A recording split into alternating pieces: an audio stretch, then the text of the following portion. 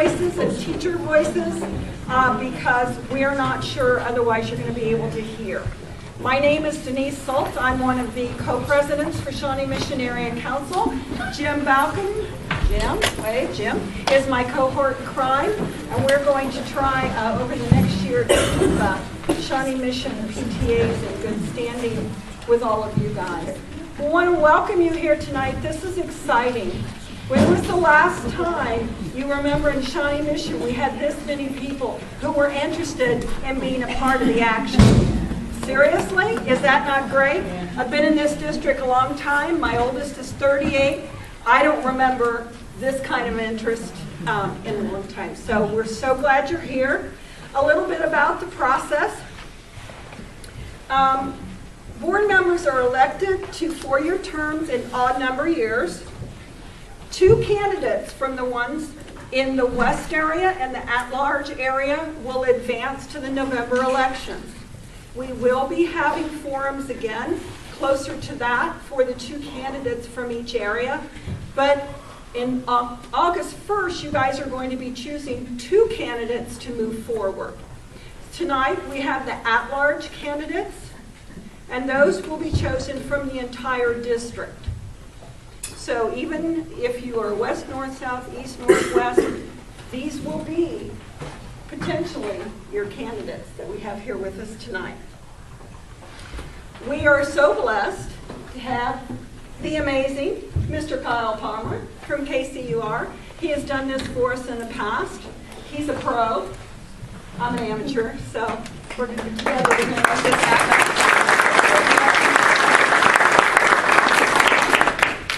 We're going to let you go ahead and come on up and get started. I hope you had your big guy voice on. Oh, yeah. Okay. I'm a former teacher, so. Oh, yeah. We have the right man for the job. Yeah, I'm just going to move this back a little bit so you guys can see across at each other. Well, good evening. It's a pleasure to have you all here the day after the 4th of July. You know, this time of year we often remark about what constitutes true patriotism. And you guys are at a school board debate on a Wednesday night, the day after a national holiday, so I think you guys are in the running for the most patriotic people in Johnson County. Just to lay out the format a bit, so this will be broken down into 2 major parts outside of opening and closing statements. We do have a basket full of prearranged questions that the organizers of this debate have already written that I will be drawing out of the basket. And each of the 5 candidates will be answering those questions. In addition, you may have gotten index cards. I've not gotten index cards yet, but once you do, we ask that you, if you have a burning question that is not asked in the first phase, to write your own question and pass those up, and in the second phase, we will ask those audience-generated questions. This is set to go until roughly 8:30, and with that, I would have the candidates introduce themselves here in the at-large Shawnee Mission School Board debate, starting to my right. Good evening, everybody. I'm Mandi Hunter, and obviously I'm running for the at-large position. I want to thank everybody for being here. I know it's a busy week with 4th of July being yesterday. It's been a busy summer for all of us.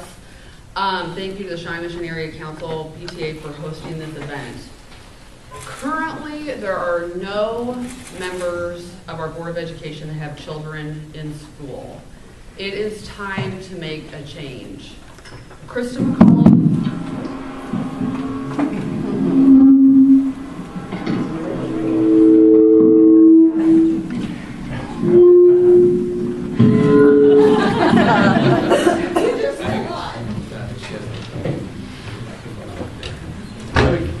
Okay, everybody can hear me. Okay. Krista McCollum Elementary, Westridge Middle School, and Shawnee Mission West. Those are the roots of my education. After I graduated from law school, my husband graduated from optometry school. We were living in St. Louis, and we had opportunities to move. We had job opportunities to move out of state to other areas, but we returned to the Shawnee Mission area because of our roots and because of the education. I currently have 2 children at Corinth Elementary where I've been involved in the PTA. I have been the chair of PTA membership for the past 2 years. And being involved in the elementary school, being involved in my children's education, I'm asking the same questions that you all are. How are these decisions being made? What's going on in the decision-making process? These are, as parents and constituents, we're all wondering, are we being heard? I am a collaborator by nature in my professional life. I was previously a partner at a law firm, and I currently own my own firm. I am required to be independent and be a decision maker on a daily basis. I come from the line of educators. My mother is still employed by the Shawnee Mission School District in the special education program. She will have been with the district for 27 years in October. My mother-in-law just retired from Shawnee Mission West a few years ago. The Shawnee Mission School District is near and dear to my heart. This community is so engaged. You can tell that by the level of engagement and the people that care that are in this room. This school district is the best. And going forward,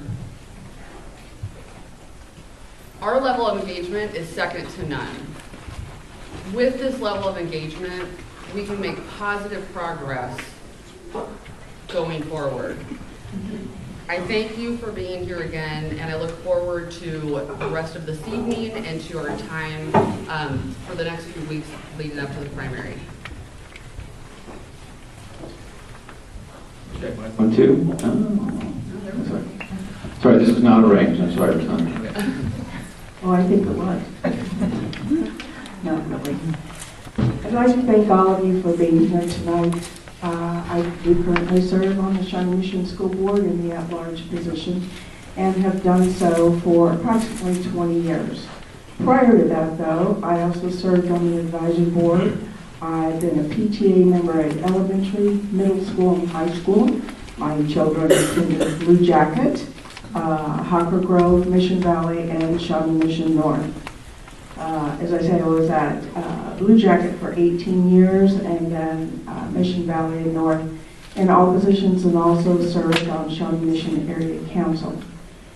The other thing that I have done is work for the district. I worked for the district for 9 years.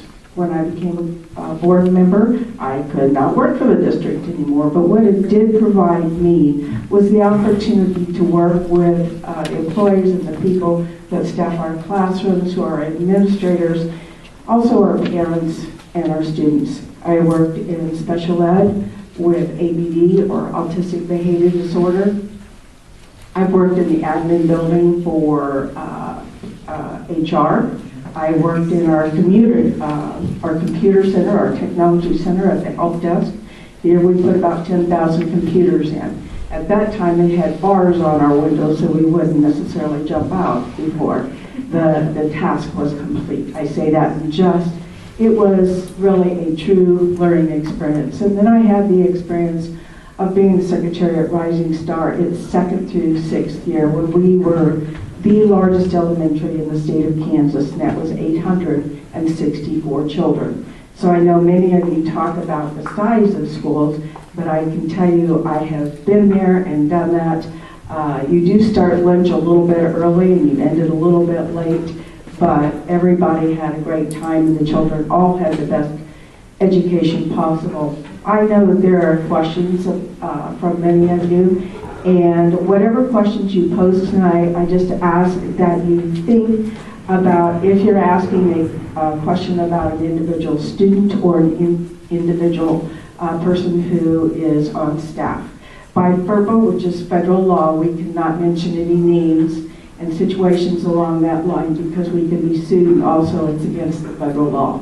Second of all, if you were a person who was hired by Shawnee Mission and people are asking personnel questions about certain employees, we can't answer those either because, again, that is restricted, and I'm sure your personal information is extremely strategic to you. So I look forward to working with you and answering your questions tonight. And afterwards, If there are any questions, I'll be glad to stay. Thank you very much. Okay, you guys know that I'm helping you all the time. I want to make sure you were looking. Thank you.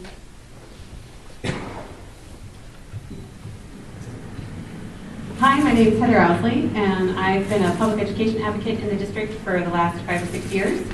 I became invested in advocating for public education in our district after my daughter's class size jumped from 20 students to 30 students because our grade lost a teacher. We went from 3 teachers to 2 teachers due to the class size restrictions going up. I went to KU for my bachelor's degree in English. I was an honor student there, had a full scholarship, and then I continued at KU Law. I was a Rice Scholar there. That is their full merit scholarship for emergent Kansas leaders. I served on the Journal of Law and Public Policy, focusing on healthcare policy while I was there. I'm a civil rights attorney. I primarily practice in fair housing, enforcing Title VIII of the Civil Rights Act.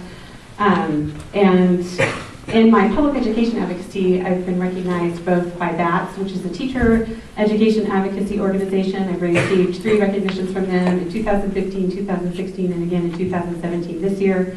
And in 2015, I received the KNEA Friend of Education Award. I am the candidate that is endorsed by NEA Shawnee Mission. I am the candidate that is endorsed by Marla Kilfoyle, who is the general manager and one of the founders of BATS. She's a nationally recognized public education advocate. I'm also the advocate that is endorsed by Dr. Nicola Williams, who is a nationally recognized public education and civil rights activist, academic, and historian. I'm passionate about our district. This building here is on the grounds where my kids would have gone to middle school before Antioch was torn down. I've seen what cuts to public education funding has done to our classrooms, and I have advocated against those cuts for the last 5 years, speaking at rallies, speaking in education committees in Topeka, meeting with parents and teachers, working on behalf of teachers, protecting their due process in any way I could as a parent. I was there in April of 2014 when they stuck the provision onto the policy that stripped due process for educators with educators in the gallery in Topeka at 3 a.m. I'm doing this because I love my kids, 3 of whom are in Shawnee Mission schools, 2 of whom receive special education services, and because I love the kids that my kids go to school with. When our class size went up, I saw what we were dealing with, and I knew that we had the best educators, but I wanted the best for my child. And I did go to visit private schools to see what the other options were. And then I went back to our kids' talent show, and I saw all the kids in that building and realized I could not leave them behind, and as long as my husband and I were able to fight, we would fight. And so that has led us to today, and I'm here before you, and I'm going to answer whatever questions you have, and I'm happy to answer questions afterwards as well. Thank you. Hello. My name is Robert Roberge. I grew up in Prairie Village, graduated from Shawnee Mission East High School, 1979. I've been active on local community-based boards and committees in Johnson County, in the Shawnee Mission School District boundaries, in Overland Park, Prairie Village, and Lenexa for over 10 years. Currently, I have a daughter who's going to be in 5th grade next year at Oak Park Carpenter, and she's special. I adopted her when she was about a year old from Vietnam, and I'm a member of the Oak Park Carpenter PTA Legislative Committee. We haven't done a lot, but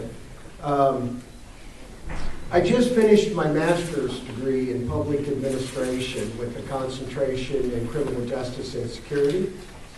I've been studying public policy and had the benefit of peer review for the last couple of years with the intent of continuing in a leadership role.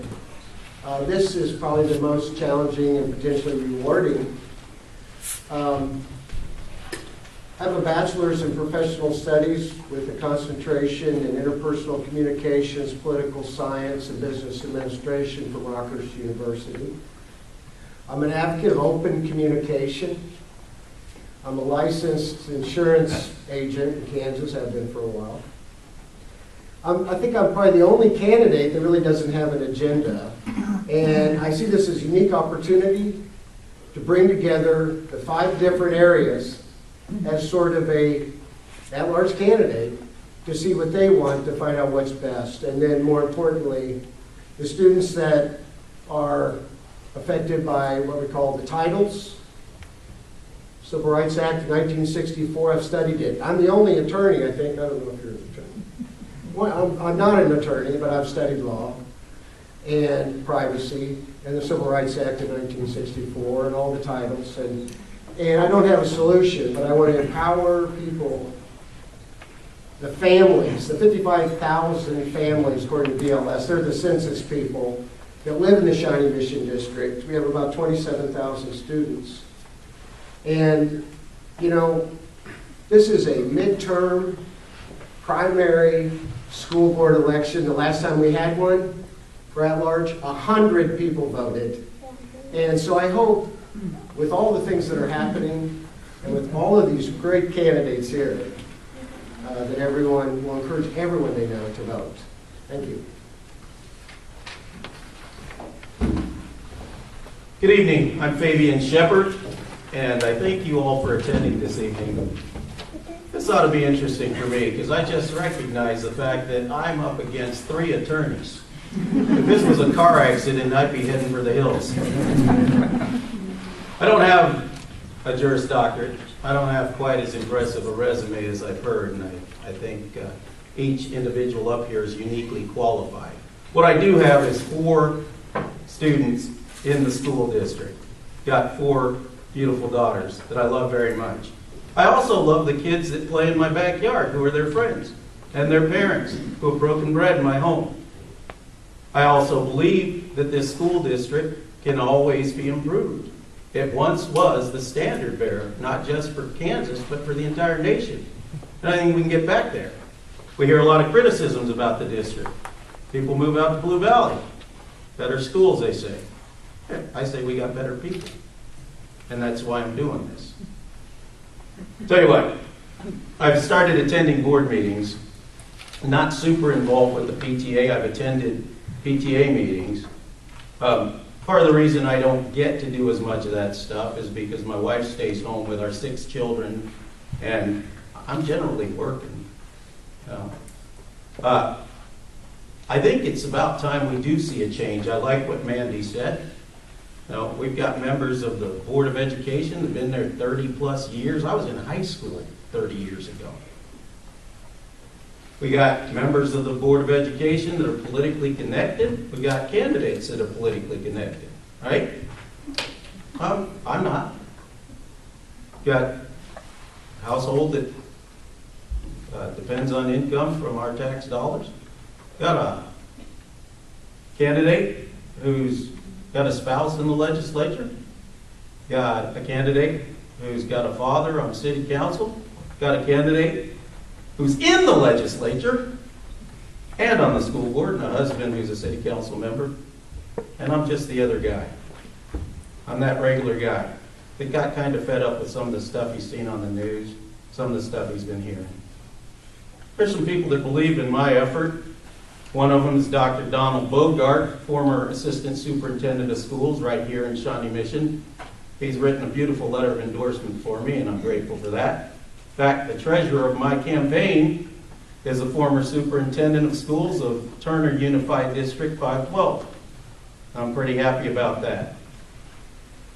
Got a few people that have been out with me knocking doors. I knocked my 612th door today. Placed my 171st sign. Took time off work to do it too. The reason I did that isn't because, okay. I guess if I can't tell time, I'm probably in bigger trouble than I thought. I try to wait. And as a reminder for our candidates as we begin the question portion of this debate that Ms. Soltz will be right here. I know it's a little bit off-center, but she has bright green placards that she's waving around. That was a good warm-up. Thank you so much for introducing yourselves. We will begin the first phase of this forum, where I will be selecting pre-written questions written by the Shawnee Mission Area Council. You will each get 1.5 minutes to respond to those questions. We will go in order, starting to my right down the line for the first question, then the second question we'll start with Ms. Neighbor down the line, back to the front, and so on and so forth. We'll take as many questions as time will allow, and then in the second half, once you have written your questions, we will take your questions. So please be thinking about what you want to ask these candidates. Write them down at any time, pass them up to the front at any time so we have those questions ready to go and we can start the second half right away. All right, the first question. This is for all 5 of you, and we'll begin with Ms. Hunter. It was recently revealed that in 2015, the district purchased 8 Smith & Wesson M&P 15 semi-automatic rifles for district police officers. Do you believe this purchase was necessary? Why or why not? As a parent to students in this district, the safety and security of our children is a top priority. When I first heard this news, I'll admit it seemed excessive, but what we don't know, because of transparency issues with the Board of Education, is we don't know how they arrived at this decision. We don't know if after Sandy Hook, is this a trend among school districts to start purchasing these types of weapons? Is it a trend among school districts to start having, similarly sized school districts, to start having their own police forces like Shawnee Mission? These are things that we don't know because we have not been given the information or access to the records and discussions of the school district. So as a board member, that's why transparency is so imperative with the board. Thank you very much. The last bond issue that we had that passed included money for safety and security for the same reason as Sandy Hook and other school districts, Columbine, that were struck.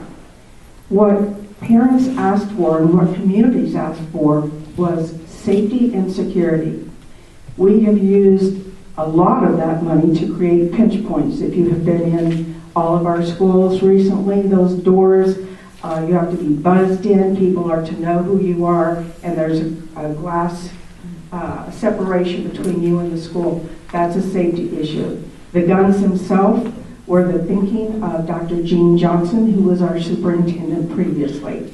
And it came about because of the safety and security issue that parents were asking about. Shawnee Mission has 14 cities.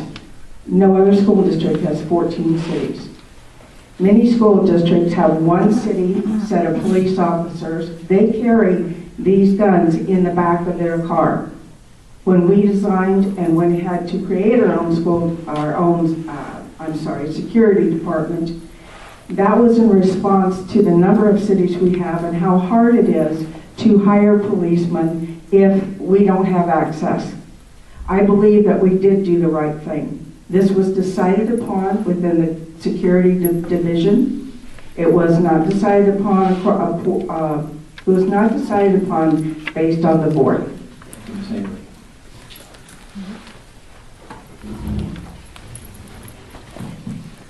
Well, I think before answering that question, there are certain facts that I would like to know.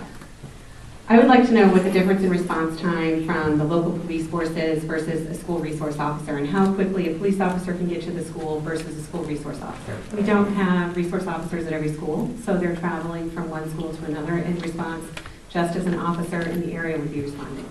I would like to know what are the pluses and minuses of having these guns in access. I know the other major school districts in the area, including the Valley and Olathe, and I believe KC-Mo, do not have these types of weapons. They arm their officers with handguns, and I would like to know what the differences, the advantages are of having the larger guns before making the purchase and the investment. Security is absolutely my top concern.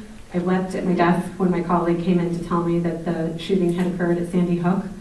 I would like to know that when we spend the money, it's actually making us more secure.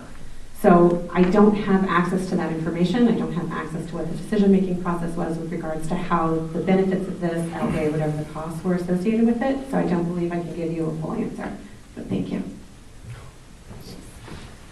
Okay, here's how I see it. It's kind of like a coin. We talk about security. There's two sides, right? Heads and tails. There's incident preparation, and there's incident response. And God forbid if we ever have a situation where armed law enforcement has to go in to our schools, we want people to know every nook and cranny of the school, of the facility. They know all of that. But I'm against these type. We've got the best guns money can buy. We don't need them. Police departments need them. We need to have collaboration, coordination between the local law enforcement. They need training. We need this, but not like that. And I agree that the board didn't create buy the gun. But we can stop it, right? Thank you.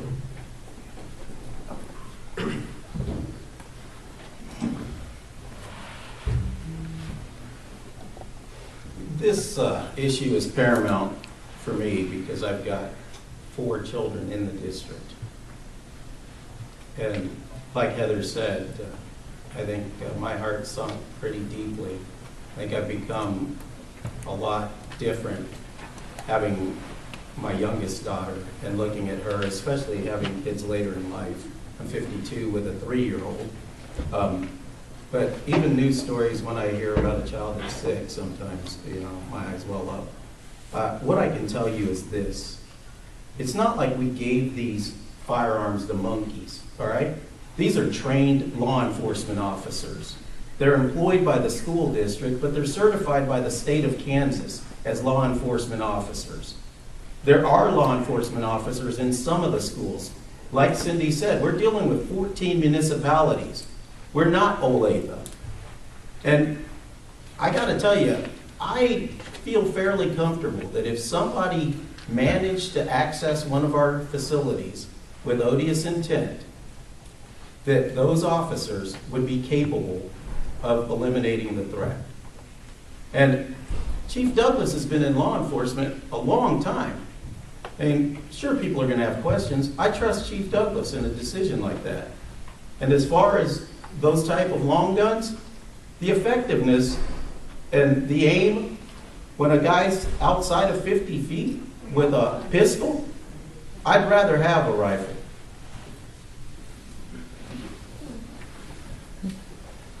The next question, which will start with Ms. Neighbor.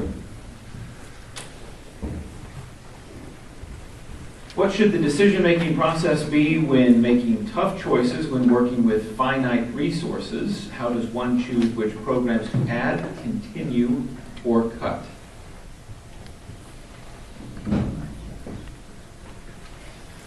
The district as a whole has had a process in which we look at the numbers of students that are enrolled in a program, the qualified teaching staff that we have or can find or have access to, what the impact of that program is.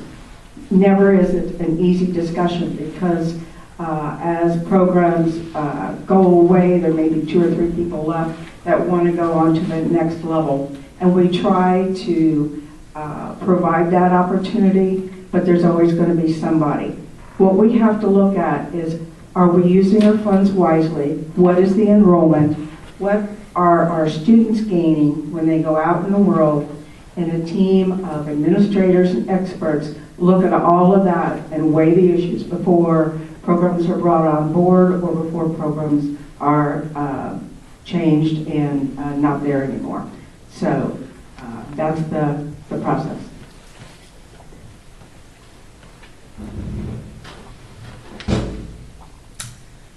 We filled out a survey when our daughter was in kindergarten on what we would have been willing to cut to bring the school district's budget into balance, and we filled it out, and there really wasn't anything that my husband and I were excited about cutting. So I know that it's a difficult process, and you need to have the community's input and their engagement on that decision before it's made so that there's community buy-in. But at this point, there's nothing left to cut.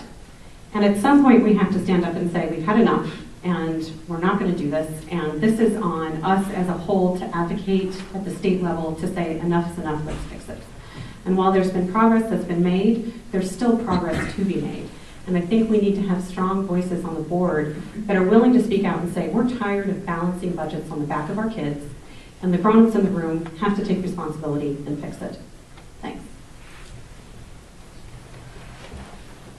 Okay, I look at this as sort of the 80-20 rule. 80% of our resources may need to be focused on 20% of our families. What I mean, we have students that fall into what they call titles. They're special education students. They're English language learners. And the perception seems to be they're a problem. I don't think it's a problem. I think that what we're talking about here are services, not programs. The question says program. Programs come and go. We need to look at the services that we provide and the way that our educators are able to gain intangible benefits. It's not about the test. It's how they use that knowledge, right? So as far as the decision process, what do we cut? What do we add? It needs to be a progressive, ongoing momentum that engages committees and groups from each of the areas, and that's where we're in a unique position in that large to do that. Also from the families that tells us this is what we want. This is what we don't think we need before we ever start any decision process. Then all of the analysis, the numbers, the things that we all look at can be used to assess the situation. A lot of people think of analysis and assessment, same thing, they're two different things. What we're dealing with is over-analysis. We need to look at really what we're trying to do from a service perspective, and then look at program functionality and effectiveness from there. Well, I think we need to handle every single one of these things on an individual basis. You can't lump it all in. That's the first thing. The next thing, I think, there should be a whole lot more inclusion with the educators. Too often we hear talk from experts or so-called experts. I think some of your biggest experts are the ones in the classrooms every day. And I think their voices aren't heard enough. I hear stories about what's going on in classrooms and less planning time and having to teach longer hours. I think our kids get cheated in that regard. So I think the first thing you do is you start with those educators and see what they need and try to meet those needs first. And one thing I think you might see is improved morale in the district. As a parent to kids, to children in this school district, if you're looking at what programs you have to add or cut due to our resources, I would hope that the members of the board are looking at the best interests of the children, using that as a benchmark to determine how the dollars should be spent. But in order to do that, we have to have collaboration, communication, open discussions, and community input to determine what is best. Thank you. Thank you. The next question, we'll start with Ms. Ousley.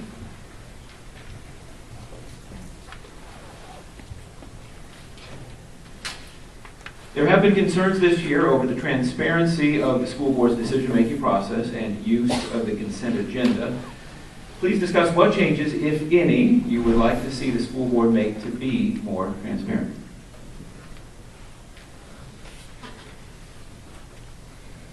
So I've spoken to other school board members from districts outside of Shawnee Mission, and the use of the consent agenda is really supposed to be for non-controversial items that don't need that public input, that don't need to be vetted by the community and the patrons. And so I really feel as though we need to be pulling items off of the consent agenda so that there can be public debate, so that people can understand what the motivations are behind whatever the decision is, so people have access to the evidence that supports the decision-making process. When you can do that, that transparency builds trust between the patrons and the board because they understand how the board came to make that decision. To pull an item off of the consent agenda, you only need one board member to dissent. And so even if it comes to the agenda on the consent agenda, if one board member speaks up and says, I'm not going to consent to this, I want it pulled off, under the rules of the board, that has to be pulled off. And so even if I'm not able to persuade folks to take certain items off of the consent agenda going into the board meeting, I'm more than happy to dissent in the meeting and create an opportunity for discussion and to create an opportunity for educators and parents to come and speak and to hear what is going into that decision-making process. I think that allows for the transparency and community engagement that we've been missing. Thank you, great question.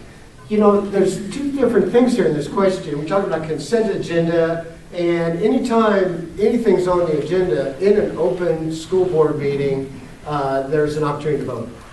And so you don't have to vote yes as a board member and approve the consent agenda. And one dissenting member can pull it out, and it can be subject to public discussion. But that's too late. The discussion needs to happen long before it ever gets into ink on an agenda anywhere. We need to engage the public. We need to engage educators, teachers, administrators in a way that it doesn't put them at odds. It's hard to get everybody in the room. We've got a good turnout tonight.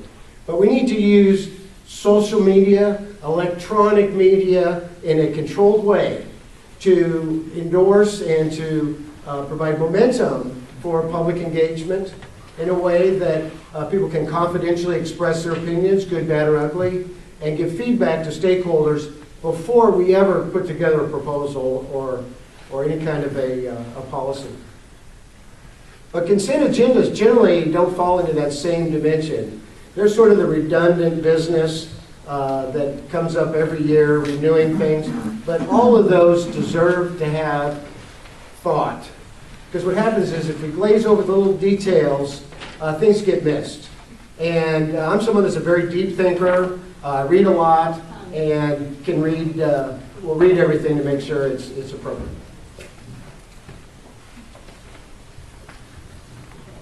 I think I like what you said, Heather. I'm in agreement with that. I think things move too quickly too often. You know, the rezoning, maybe Cindy can shed some light on it. I'm not sure what the urgency was. We saw a classic example when Patty dissented and said, hey, maybe we should look at this a little bit more. I didn't think we'd have to do it the same week. You know, if somebody was going on vacation, she wasn't going to be here, so we got to get it done. That's stupid. It is. We need to take our time, look at stuff more closely. I mean, we're dealing with our children's futures. We're dealing with lives. You know, I realize you can only have limited discussion about some of this stuff outside of the public days, but folks, there's nothing that's got to be hurried along. You know, when you're making decisions in your house, you don't do it that way. If somebody comes and tells you need a roof, it's going to cost you X number thousands of dollars. You don't go, oh, got to get it done. You know, you find someone else to look at it too. As an attorney, when I heard this question, I think there's two issues. The consent agenda and the transparency issue are distinct, yet somewhat intertwined. But the consent agenda, if it is a debatable item, if there's going to be any discussion concerning an item, it should not be on the consent agenda. It should be part of the open board meeting for discussion. The transparency issue, the Board of Education needs to implement procedures where their work sessions and their meetings, not just the boards, are open to the public. They should be open, they should be archived, they should be recorded. As an attorney, I have hearings recorded, I have depositions are recorded. A history is made of a case. Same should be with the board's decisions so that we understand how they arrived at that final decision that's made during a board meeting. Consent agenda items are usually, as I say, non-debatable. At our last meeting, we tried a little bit different approach to it, and Dr. Southwick gave some explanations of some items that were on there, but none of them were truly debatable. When you ask how we receive our information on that, we have information provided on our weekly agenda. You talk about demographics and making decisions about where kids go to school and boundaries. This is the kind of information we get on everything like that. It is studied, it is reviewed, and it is looked at. And good sound common sense is what looks at it. And I know people say, why do you have to have a schedule? Because booklets come out, policy booklets come out, children want to know where they're going to go, parents want to know where their children are going to go. And if we don't let them know ahead of time, they can't make the arrangements that they need to make. If they want to move, they may need time to do that. If they want to stay in that area and they have some other concerns, those things can be addressed in a timely manner. But many of the things we do have a schedule based on publication or numbers or communication with parents about what is going on in the system so they can plan their year for their children and their family. Thank you. Next question will begin with Mr. Roberge. Do you believe teachers should be given the latitude to develop their own material and curriculum, or should they primarily follow district-designed formulae? Please explain your reasoning. Great question. My mother was an art teacher in the district, and in terms of creating your own curriculum, one of the things about the Shawnee Mission School District, I have a lot of faith in the teachers, because they take whatever they've got, whatever funding, whatever new program, and they make it work. And they've done this consistently for years. And I think the thing is, we have so many different ways to measure performance, but the teachers need the tools to be effective. And we're just kind of, if they've got the license certification, we kind of throw them in there. So we have to let teachers have the flexibility to teach. That's the difference between really a teacher and an educator, right? Is it's a gift. And it's sort of like teaching someone to be in one of the highest paid occupations in this country, a professional entertainer, a professional athlete. You can't teach talent. And that's what true teachers have. So we have to let them use it. We got to give them the tools that they need.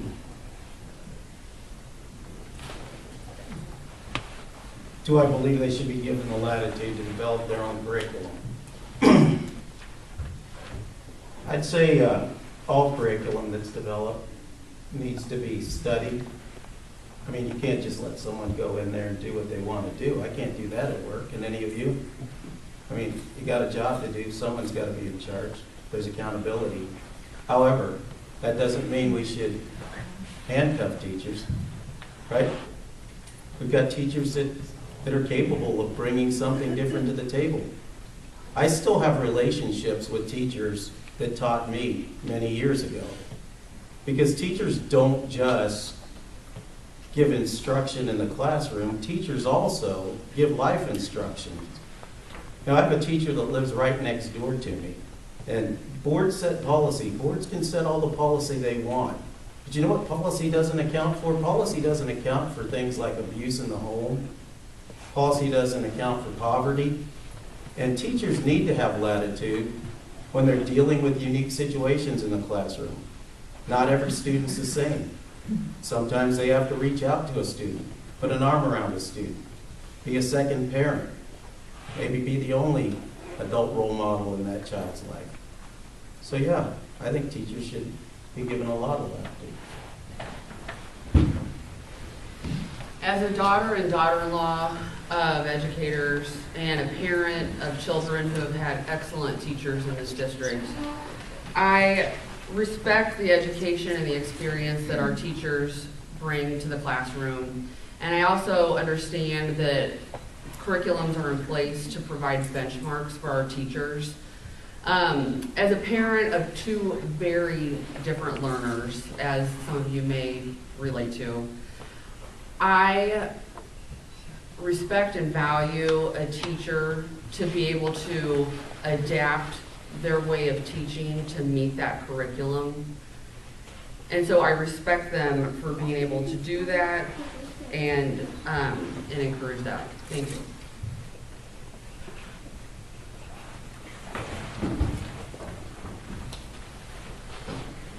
We on the board value every teacher that we have. They're the ones that are closest to our children, your children, the community's children. I have 4 grandsons in public school, so I do have some insight as to a great part of this. But we certainly have standards that we have to meet based on what the state tells us and what the federal government tells us. Beyond that, we have the option within the district to set curriculum. And that is our ability for our teachers to have their voice heard. Our teachers sit in on those committees and help design programs and the curriculum within a classroom. And I am glad they have that ability. I'm currently reading a book called Driven that we're going to look at on a retreat. And what it says is you need to allow that flexibility because it lets the teacher, who is the professional, relate information in a very positive, progressive way that allows all of their children to learn. And I can tell you, children in a classroom today are not individuals. Every one of them has an IEP or a plan for them to be successful. And we as a district have to allow that to grow as long as we are meeting the standards that we are required to meet.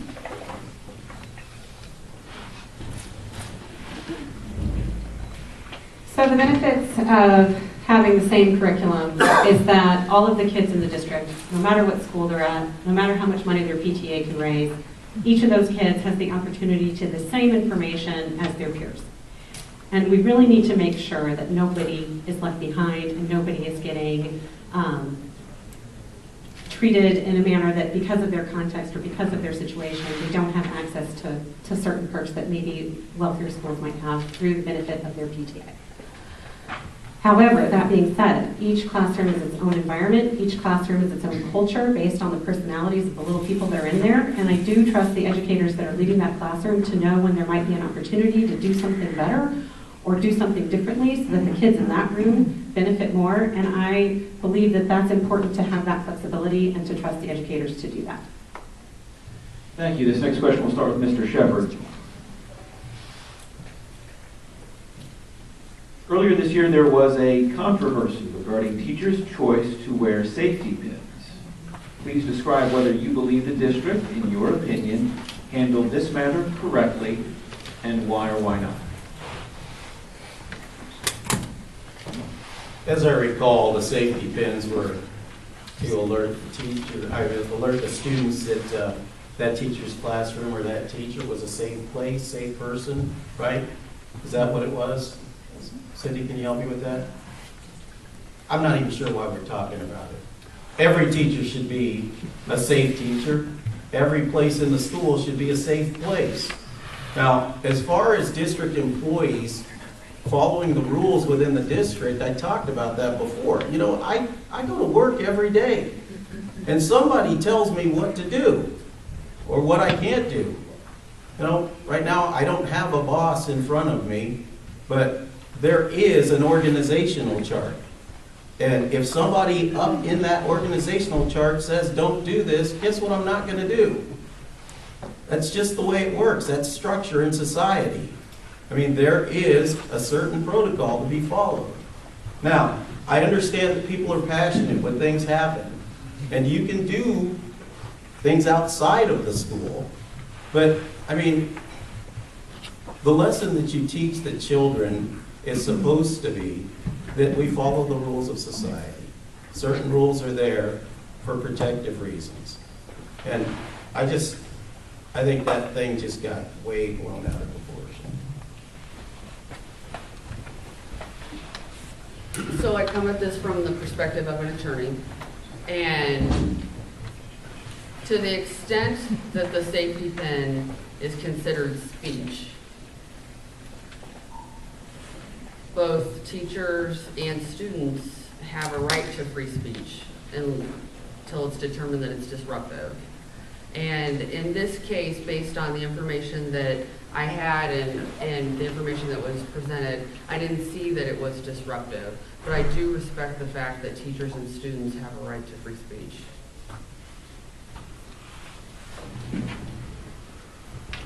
Thank you. This was a very tough issue because I think teachers wanted to do the right thing, but the understanding was that some kids seeing the safety pins did not feel safe. So it took it out of that free speech. And we had kids who complained and went to counselors, and And so there were different points of view.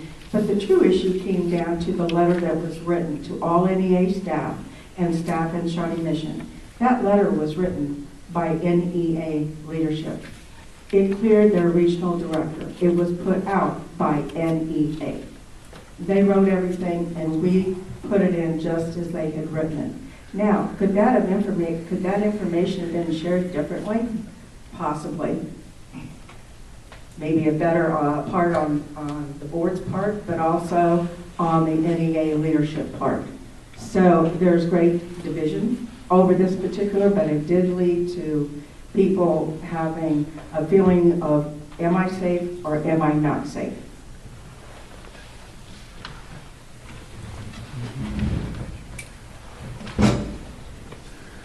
So as a parent, I'm going to say that there are times when my kids do something and rather than even address the issue, because I know if I'm going to address it, it's going to make a bigger deal out of it, I'm just going to overlook it and say, you know what, we're not going to mess with this, because if we take a stand on this particular issue, it's going to be bigger than it would have been. And I think that the First Amendment right to free speech is absolutely paramount, and I don't think that there was any harm in anybody wearing a safety pin. I think that making a stink about it exacerbated the issue and drew negative attention to the district, and I don't think that it was worth the time and effort that everybody had to put into it. I think that had it been let go, it would have dropped eventually, and since it wasn't let go and everyone had to take off their safety pins, some teachers felt like under duress, which I think is somewhat silly. It was just a safety pin. And they were around long before the election. It was started in Europe in like 2000 or something as a symbol for immigrants that they would be safe. So in any event, I would not have voted or supported taking away a teacher's ability to wear a safety pin. Thanks. Wow. You've got to be smarter than a fifth grader here. I mean, this is the difference between doing what's right and doing the right thing, right? We have to encourage people to use critical thinking and understand that safety pin is not a threat, and I'm not talking TSA going on an airplane here type of thing, but it's not a threat. The fact, it should be, the last question, do teachers, should they have latitude in their classroom? Yes. This should have been a teacher's choice, a facility administrator, a principal's choice. If there's certain students that are complaining, have a problem with it, we need to talk to them and help them understand why it's okay. All right? It has to do with cohesion and not just squashing the bug. Okay? Institutionalism is important. It's one of the most important things that families get from schools. But we need to be able to be rational and sort of step back and look at these things. And it's not a matter of keeping people quiet. You know, censorship and propaganda is not privacy protection or protection from our enemies, domestic, foreign, or otherwise. We need to talk about these things if there's controversy, so everyone's opinion gets heard, and that's just my opinion. We're 5 questions in. This is a friendly reminder that if you have your own questions, we are collecting those. I already have several up here ready to go, and I believe we're collecting more. So if you have not written a question yet, you still have time. You can pass them over to my right or right there. Just to the ends of your aisles, we'll pick those up. And we'll start your questions in just a bit. Back to the questions that have been pre-written for us. We'll start with Ms. Hunter on this one. Please describe the role or influence, if any, you believe local businesses should have in district curriculum and programming. I'm a small business owner. My husband is also a small business owner. We are lucky to have such an engaged community of businesses in the Shawnee Mission area. The Shawnee Mission School District has signature programs, and they are amazing. Some of them are made possible through partnerships with our local businesses. To the extent that they can be a part of a signature program, to the extent that a business owner or a community leader can be a part of an advisory board that I would like to implement within the school district. I think that those partnerships are invaluable.